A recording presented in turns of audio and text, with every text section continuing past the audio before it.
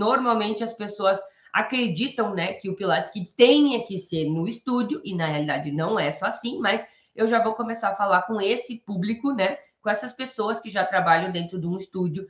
Pode ser uma pessoa que seja proprietária do estúdio, pode ser alguém que trabalhe nesse estúdio e pode ser alguém que já está montando um estúdio, né? Então, essas três pessoas podem olhar por esse caminho e realmente enxergar.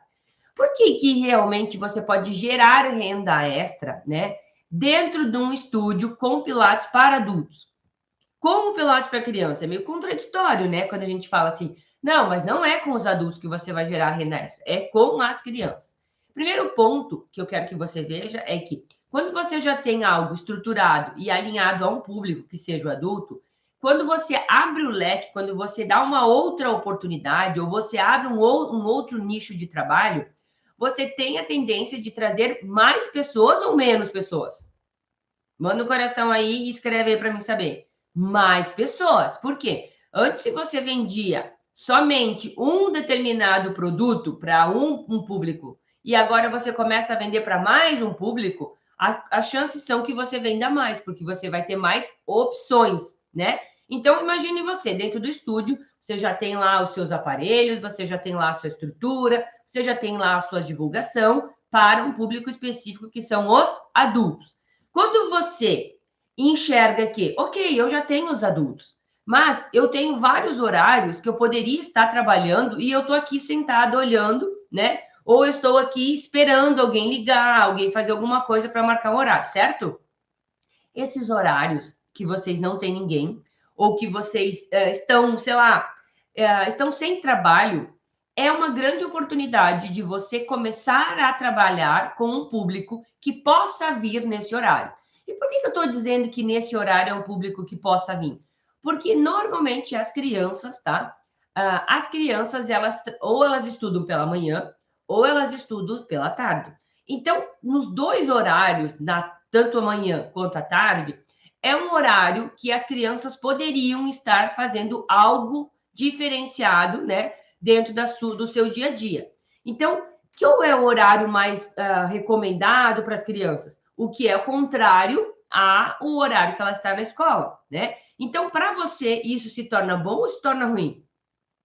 Se torna bom, porque a criança não vai vir lá no horário bem cedinho, aquele horário que o pessoal adora, né? 7 horas da manhã, 6 horas da manhã, porque depois eles saem da sua aula, eles vão para o trabalho. A criança não vai querer esse horário. Por quê? Porque ela vai dizer, por que eu vou ir às 7 se eu posso ir às 9? Ou posso ir às 10, né? Então, você já continua com o seu público, que normalmente eu até já mostro para vocês que acontece, né? 7 horas da manhã, meio-dia, 6 horas da tarde, 7 horas da tarde, né? O que acontece?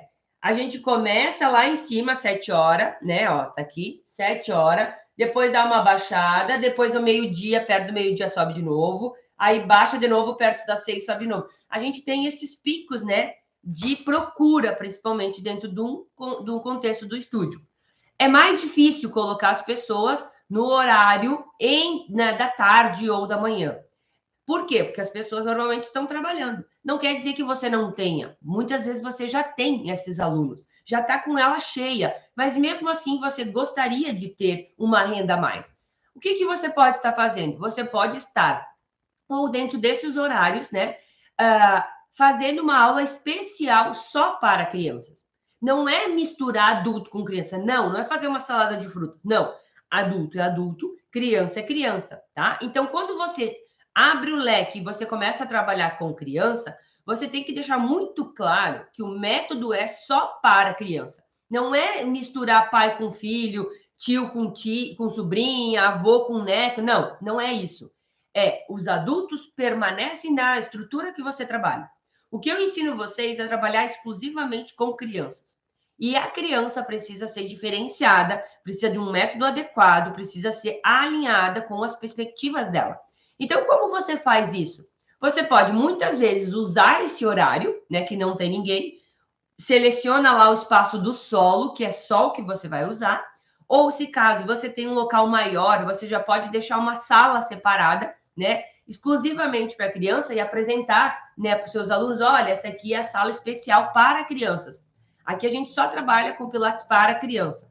O que que isso mostra? Que você tem uma organização e que nos horários que você não está atuando com um público, você pode estar atuando com outro público.